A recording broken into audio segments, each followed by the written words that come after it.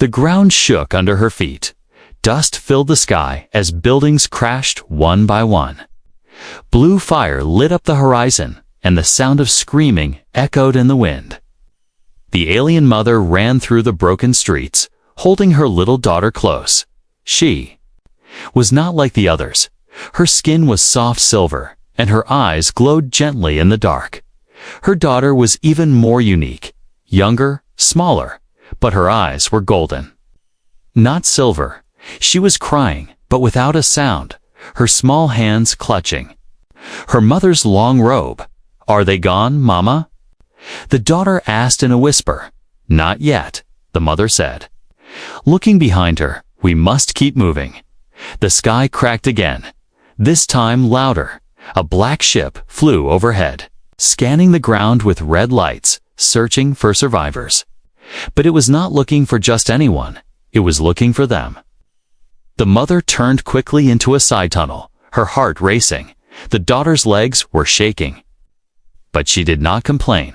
She knew something terrible had happened, even if she did not understand it all. Behind them, their home was gone, their people scattered or dead. The Empire had come without warning, one by one, planet by planet. They destroyed everything that resisted, and now they were here. The mother reached a metal door hidden behind vines. She touched the wall beside it, and a soft blue light glowed under her fingers.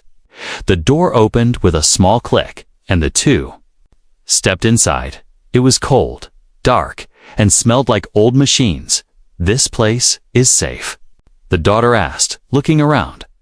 "For now," the mother said, setting her down gently. "This is where the humans promised to come." "Humans?" The daughter repeated, confused. "But we've never met one."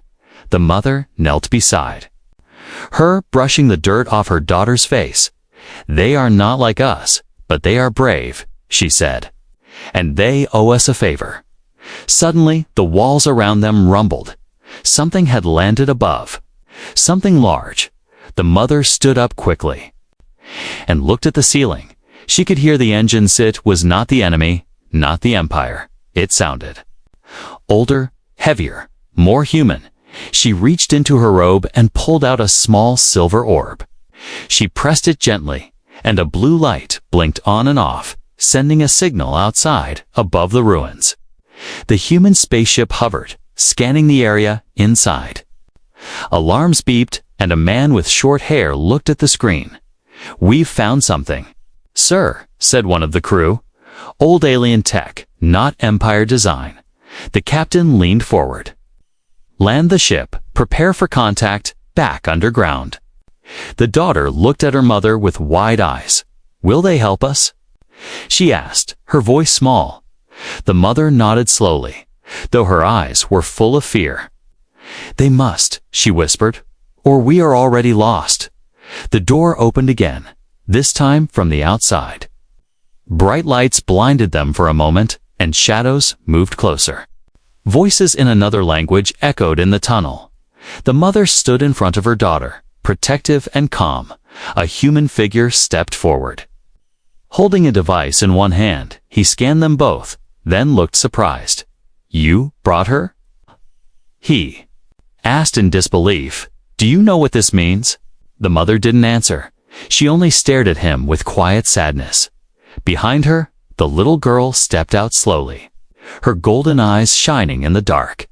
The humans stared at her, their faces a mix of fear and awe. One of them whispered, "Is it true? Is she really the last one?" The captain stepped forward. "Bring them aboard," he said. "We don't leave anyone behind," as the humans led them to the ship. The mother looked up at the stars one more time. Her world was gone. Her people were broken, but her daughter was alive. That was all that mattered now. She held her hand tightly, whispering, "Be brave, little one." The daughter didn't cry anymore as they stepped into the human ship. A new journey had begun, one full of danger, secrets, and hope, but deep inside.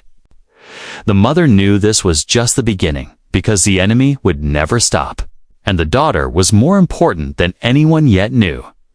Asterisk, the air inside the human ship was cold and strange. Metal walls, blinking lights, and a soft hum surrounded. Then the daughter held her mother's hand tightly. Her golden eyes wide with fear and wonder. Soldiers moved beside them, some watching with curiosity, others with silent judgment. The alien mother walked calmly, but her mind was full of storms. This was not her world, not her sky, not her air, but she had no choice. A voice crackled in the speakers. "Bring them to the lower deck. Captain wants to see her alone." The soldier hesitated, then looked at the mother, just the girl. The mother's eyes narrowed. "Where she goes, I go." The man looked nervous, then spoke into his calm. "She refuses." "Sir," there was a pause. Then, a quiet reply. "Let them both in." They entered a large room, full of maps, screens, and strange devices. A tall man stood by the window, staring into the stars. He didn't turn as they entered. "She shouldn't exist," he said calmly. "But here she is." The mother spoke slowly. "You said you would help." Now he turned, eyes sharp, uniform neat, face hard. "I said we would come if you called," he said. "Helping is a different thing." The daughter stepped behind her mother, hiding her face. The captain walked forward and crouched down, looking at her. "She's just a child," he whispered, almost to himself. "But I've seen children start wars." The mother's voice became steel. "She is not a weapon." "No," the captain said, standing, "but something is inside." Hurry walked to a screen and pressed a button. Images appeared, records from long ago. Wars, explosions, alien ships, and something glowing deep in the stars. "We found this symbol in her DNA," he said. "It hasn't been seen in 1,000 years." The mother looked at it and nodded slowly. "She carries the last memory of the forgotten war," she said. "That is why they chase us behind the glass wall." Human scientists watched, speaking quickly, arguing, pointing at data. "She could be the key," one said. "The map to lost technology." "No," another said. "She's a danger, a target. We must report this to command." Meanwhile, in the shadows of the ship, someone listened. A man in uniform, calm face but cold eyes, pressed a device behind his back. A silent message traveled through space straight to the enemy. "They have her," it said. "The child is alive." Back in the captain's room, tension grew. "We need to run tests." The captain said, "If what you say is true, she is not safe here." The mother stood tall, her voice low and clear. "She is not safe anywhere unless you protect her." The captain rubbed his face, thinking hard. Then he turned to his officer. "Prepare a secure room, no records, no signals. Total blackout." "Yes, sir," the man replied, walking out. Suddenly, the girl stepped forward, her eyes glowing softly. Everyone froze. She reached toward the screen without touching it. The image changed faster than human systems allowed. Hidden map appeared, drawn in stars, old and forgotten. The scientists gasped. The captain stared. How did she do that? Someone whispered. The girl's voice was quiet, but strong. "I see it in my dreams." The mother knelt beside her, wrapping her arms around her gently. "She doesn't understand it yet," she said, "but it's inside her." The captain looked at them both, his voice now serious, heavy. "You brought her here, but this changes everything. If the Empire knows she's with us, they will come. They will come." The mother said calmly, "And they will burn everything in their path." He turned to his officer. "No one leaves this ship. No transmissions, no access to command." But it was already too late, far away, in deep space. Enemy ships turned toward the human vessel. The signal had been received. They knew the child lived, and they were coming fast. Asterisk, the ship felt colder now, not because of space, but because of fear. Whispers moved through the corridors like shadows. Everyone had seen it.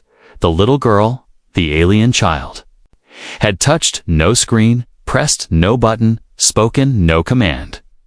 Yet the ancient star map had appeared, and it was real. Hidden codes, forgotten systems. Unknown routes, the kind of data lost to both humans and aliens for centuries. The captain sat in his dark room, hands together, eyes closed. "Are we protecting her?" he asked quietly, "or holding a weapon that could start another war?" Meanwhile, in the lower deck, the mother watched her daughter sleep. The child's face was peaceful now, but her hands glowed faintly under the blanket. This had started long before the war, before the Empire came, before the humans even knew her kind existed. A secret had been planted inside the daughter. Inside her blood, a living code, hidden by the Ancient Ones, waiting for the right moment to wake up. And now it had. The door opened slowly. A young human technician entered, not much older than a teenager. He carried a tray of food, but also something. Mara's small, glowing cube. "Ma'am," he said shyly, "they asked me to check her readings." The mother nodded without speaking. He placed the cube near the girl, and it began to hum softly. Blue lines danced above it, symbols in a forgotten language. His eyes widened. "These aren't in any database," he whispered. "Where is she really from?" "She is not from a place," the mother said slowly. "She is from many places." The boy sat beside them, curious but kind. He looked at the girl, then back at the mother. "Does she know?" "She dreams," the mother said, "but she does not understand what she sees." Suddenly, the girl's eyes opened, golden and glowing. She sat up, breathing fast. Looking around the room, "Fire," she said. "I saw fire on metal wings. It's coming." The cube turned red, flashing urgently. The technician stood up, shocked. She just triggered a security warning without touching anything in the command center. Alarms lit up, enemy ships detected, approaching fast. "They found us," someone shouted. "They're on our trail." The captain ordered full lockdown, weapons ready, engines hot. But even in the panic, his eyes were on the data stream from the girl. Back in the medical chamber, the girl stood beside the window, staring into the stars. "They're looking for me," she said softly. "But they don't know why." The technician asked, "Do you?" She turned to him, voice low, calm, and eerie. "I hold something they lost," she said, "and something they fear." The mother moved quickly, pulling her daughter close. "You said too much," she whispered. "You must rest." "But I remember more now," the daughter replied. "I see a door with no walls. I hear voices that sound like stars." The technician backed away slowly, afraid but amazed. Outside, enemy ships came closer. They were not just searching, they were hunting. Back in the command center, an old scientist spoke up, trembling. "There is a legend," he said, "of a memory stored in a living being, created by ancient engineers to protect forbidden knowledge. She could be that being." The captain stared at the screen, then stood. "We either run," he said, "or we find out what she's truly carrying." He walked to the lower deck. Alone, the mother saw him coming and stood between him and her child. "We made a promise to your people long ago," the captain said. "When we took your help during the Orion collapse, you said we would owe you one day. That day is now," the mother said, without blinking. He nodded slowly. Then, "Help me understand." The girl stepped forward on her own, glowing brighter now. "I can open the map again," she said. "But if I do, they'll feel it." "Do it," the captain said. "Let them feel it." Asterisk, the lights in the hallway flickered once, then again, longer this time. Some said it was just the ship adjusting power, but others felt something was wrong. Very wrong, far below the engine room. In a narrow storage bay, two men stood in silence. One of them wore a human uniform, crisp and clean. The other wore a black coat, face hidden by shadows. "She is on this ship," the officer said, voice cold and no one knows what she truly is. The man in the shadows nodded, pulling out a strange metal sphere. We don't need her alive, he said.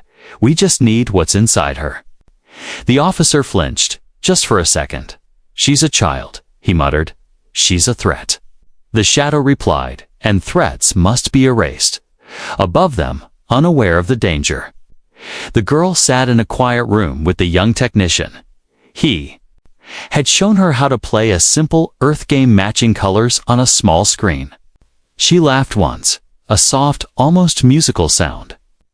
It was the first time she had smiled since her world burned, but her mother wasn't smiling. She sat near the door, watching, always watching. She could feel it again, something dark, moving through the ship like poison in water. The technician looked up at her. Are you okay, ma'am? The mother didn't answer. Her eyes stayed on the hallway. Suddenly, she stood and walked out. She didn't run, didn't shout, but every step was full of purpose in the command room. The captain stared at the star map once more. It had changed. Again, new paths, new warnings. The girl's mind was unlocking more every hour. One officer leaned toward him and whispered, "She's dangerous, sir. She's valuable," the captain said. "And possibly our last chance." Just then, a red light blinked once on the security screen. Unauthorized access. Level 6. The captain frowned. "That's engineering," he said. "No one should be down there." He stood up quickly. "Send 2 guards." But it was already too late. The black-coated man moved fast. Slipping through dark tunnels, his sphere glowing red, he reached the back door of the room where the girl stayed. Inside, she suddenly looked up from her game. "I feel it again," she whispered. The cold man, the technician, looked at her, confused. "What do you mean?" Before she could answer, the lights cut out, total darkness. Footsteps echoed outside the door. Slow, heavy, controlled. The technician grabbed a tool from the table, hands shaking. The girl stood calmly, golden eyes shining in the dark. Then the door hissed open. The black-coated man stepped inside, face now visible, eyes like ice. He smiled at the girl. "You don't belong with them," he said. "Come with me." She didn't move. "You're not one of us," she replied softly. "But you used to be." That stopped him just for a second. The technician shouted, "Stay away from her," and lunged forward. The man knocked him out with one strike. Fast and clean, the girl stepped back, cornered. Her eyes began to glow brighter. Hands rising slowly. Then a voice rang out like thunder. "Step away from my daughter." The mother stood in the hallway, weapon in hand, face full of fury. The traitor turned toward her, calm and smug. "You can't protect her forever," he said. "She's a bomb waiting to explode." The mother stepped forward. "Maybe," she said, "but that choice is ours, not yours." She fired once, the energy blast hitting him in the shoulder. He dropped the sphere, which began to blink rapidly. The girl screamed, "It's a beacon." The mother grabbed it and threw it down the hall. Boom! A small explosion shook the floor. The alarms blared red, sirens howling across the ship. In the command room, the captain shouted orders. "Seal the lower decks. Find the intruder." 2. Guards arrived seconds later, but the attacker had already vanished. The mother helped the technician sit up. The girl held her hand, silent now, her glow fading. "This won't be the last time," the mother whispered, and she was right, because somewhere in deep space, the enemy had received the signal. The chase was no longer secret. Now it had truly begun. Asterix alarms screamed across the ship. The red lights blinked like beating hearts. Faster and faster.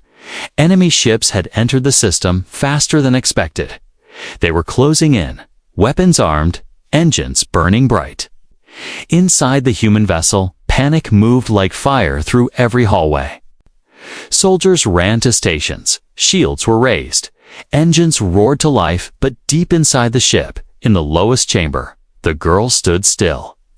Her hands glowed again, brighter than ever before, and this time she was not afraid. She whispered something.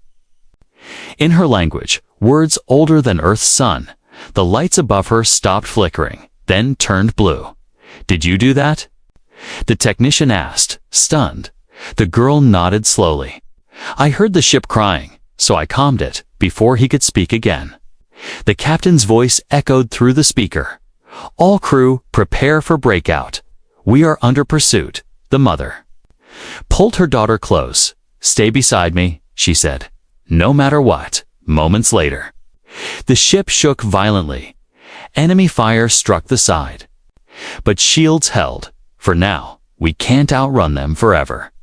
The pilot shouted, "We need cover." The captain stared at the map, thinking fast. "There's an old world nearby," he said. "A ruin abandoned centuries ago." "It's alien tech," said the officer. "We're not cleared to enter. We don't have a choice." The captain replied, "Set course, full speed." The ship turned sharply, flames chasing its tail. Back in the chamber, the girl sat quietly, drawing shapes in the air with her fingers.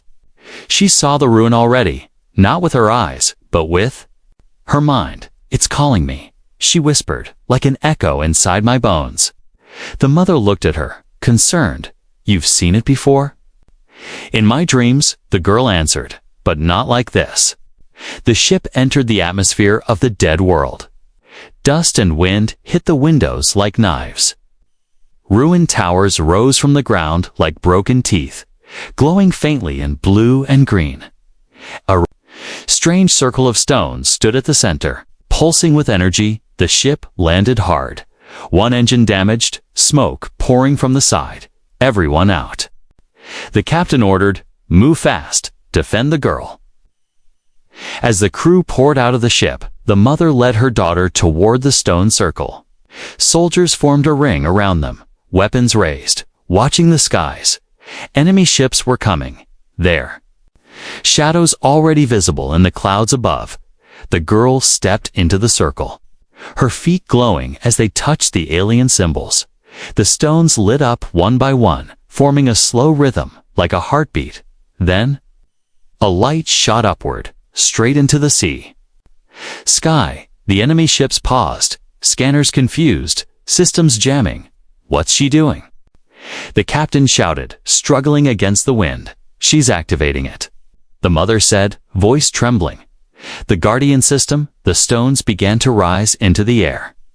Floating around the girl in perfect motion, an ancient voice filled the air, not a voice anyone spoke, but one everyone understood. One must leave for the other to survive.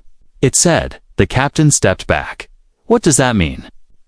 The girl looked up, her face calm but sad. "I think. I'm not meant to stay," she said. "No." The mother shouted, running to her. "There must be another way." The ancient system spoke again. "Balance must be restored. Knowledge must pass. Life must trade." The girl turned to the humans, eyes glowing like suns. "I can stop them," she said. "I can lock the gate behind us, but I won't come back." The technician shook his head. "No, we just found you. You can't just disappear." The mother knelt in front of her daughter, shaking. "You are all I have left." She whispered, "Don't go." The girl touched her mother's face, gently wiping her tears. "I'm not going far," she said. "I'll still be in the stars." Above them, the enemy fired again. But the beams bounced off the energy field, now pulsing from the stones. The captain lowered his weapon, his voice heavy. "Do it, before they break through." The girl nodded once. The stones spun faster. The light grew stronger. Then, with a flash like a sunrise, it all stopped. The sky went silent. The enemy ships vanished. The ground stood still. But the girl was gone. Only the mother remained. Kneeling inside the circle, holding nothing but the air, her face frozen, her heart cracked in silence. The world had fallen silent. No fire in the sky, no enemy ships, no echo of war, just the wind, soft and slow, moving across the broken stones. The circle where the girl had stood still glowed faintly, like it remembered her. The mother knelt in, the center arms wrapped around herself, eyes wide open but not seeing. The technician stepped forward, slowly, carefully, holding something in his hands, a small pendant, glowing dim gold. "She left this," he said softly. "She wanted you to have it." The mother took it gently, her hands trembling. It was warm, like it had held her daughter's heartbeat. The captain approached, his voice low and steady. "She saved us all," he said. "She gave us time, space, hope." But the mother said nothing. Her world had already ended once, when her home was destroyed. Now it had ended again, when her child left the stars behind. One of the soldiers whispered, "She was just a kid." Another replied, "She wasn't just anything, she was everything," as the sun rose over the dead world. Its light touched the circle gently. The stones began to sink back into the ground, as if her presence had been a dream. But the pendant in the mother's hand began to hum. Softly, a voice rose from it, not sound, but memory. A projection lit the air, and the girl's image appeared, golden-eyed and smiling. "Mother," she said, "if you're seeing this, then the circle is closed. I am safe, but far away. Where I am, there is no war, no fear, just light and learning." The mother gasped softly, one tear falling before she could stop it. The image continued. "You always told me I was more than I knew, and you were right. I was chosen, long before I was born. But I could never have made it without you. You were my strength, even when you were afraid. I love you. I'll find a way to return someday, when the stars remember who we are." Then the light faded, and the pendant went quiet. The mother pressed it to her heart, closing her eyes. Now she cried, not in silence, but fully. The technician sat beside her, unsure what to say, so he said nothing. Sometimes silence is the only gift the living can give to the grieving. Later, back on the ship, repairs were underway. The crew worked in quiet respect, eyes often drifting toward the ruin below. As the captain stood on the bridge, hands behind his back, staring into space, he spoke into the log recorder. Entry 1418. He said, "We lost someone today. Not a soldier, not a weapon, a child. She was not human, but she was humanity, brave, kind, and full of fire." He paused, then added, "The enemy is gone, for now, but they'll return. We must be ready." He turned off the recorder and looked out at the stars. "We owe her everything," in the quarters below. The mother sat alone. She wore the pendant now, close to her chest. The dreams came stronger than before, but this time, the girl's voice was calm, not scared, and in each dream, she walked among light, not fire. The technician came to visit her sometimes, always bringing tea, always leaving with more questions than answers. But he never asked her to stop grieving. He understood something now, that courage is not always loud. Sometimes, courage is letting go. The ship lifted off from the surface, leaving the dead world behind. But it left something there too, something sacred, a circle, glowing faintly, waiting for a return, because one day the stars might open again, and when they do, a golden-eyed girl may come walking through. Asterisk, the stars had changed. They no longer looked like distant lights. They looked like a map, waiting to be read. Ever since the girl vanished through the ancient gateway, the crew felt it. Something inside them had shifted. They were no longer just running. They were remembering.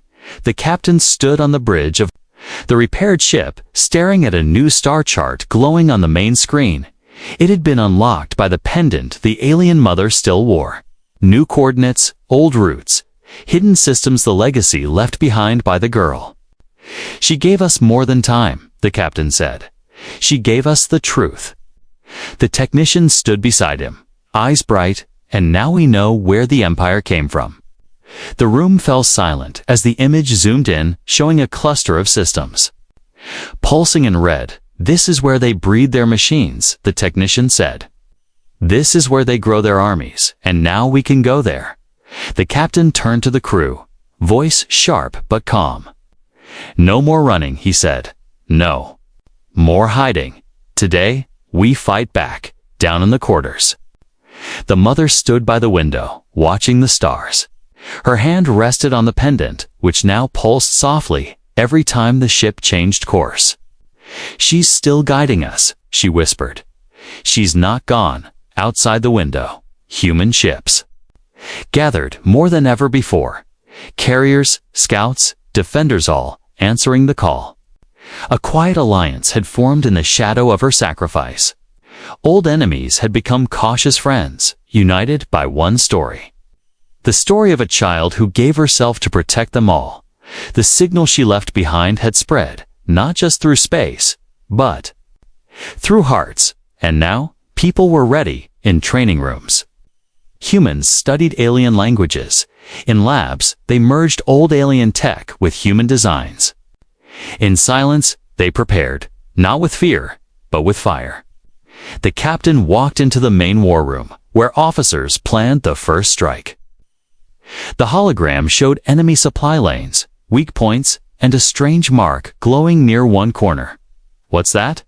someone asked, pointing to the mark. The technician leaned forward. "That's the symbol she showed us on the first day." The mother entered quietly. Listening, "It's not just a symbol," she said. "It's a message." She walked to the screen and placed her hand on it. The glowing mark expanded, revealing a hidden route undetectable by Empire scanners. Everyone stared, stunned. "She gave us the back door," one officer whispered. "She knew we would come." The captain looked around the room, then let's not waste it. He turned to the crew. "Prepare the fleet." The plan was simple, but bold. Use the secret route to strike deep into the enemy's main relay station. Cut the signal, blind the Empire's war machines, and create chaos. It was risky, dangerous, and maybe impossible. But it was the kind of plan she would have smiled at, as the fleet moved through the silent path. The stars around them dimmed. They were heading into the darkest part of space. But there was no fear, only purpose. Then the first battle began. Enemy drones swarmed, but they were slower now, blind too. The humans' new path. Alien energy blasts lit up the darkness. But the human ships danced through them with new skill. At the center of the fleet, the captain stood tall, giving orders with calm precision.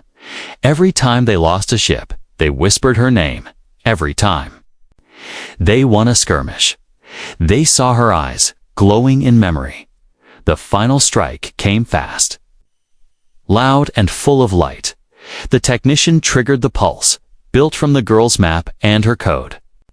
A wave of blue fire spread through the enemy network. Machines fell silent. Ships stopped moving. Weapons powered down. For the first time in years, the Empire was silent. The crew stared at their screens, not believing what they saw. "We did it," someone said. "She helped us do it." Back on the bridge, the captain turned to the mother. "You were right," he said. "She was never just a child." The mother smiled, tears in her eyes. "No," she said, "she was a beginning outside the ship." The stars shone brighter than ever before, and somewhere, in a corner of the universe beyond space and time, a golden-eyed girl smiled too.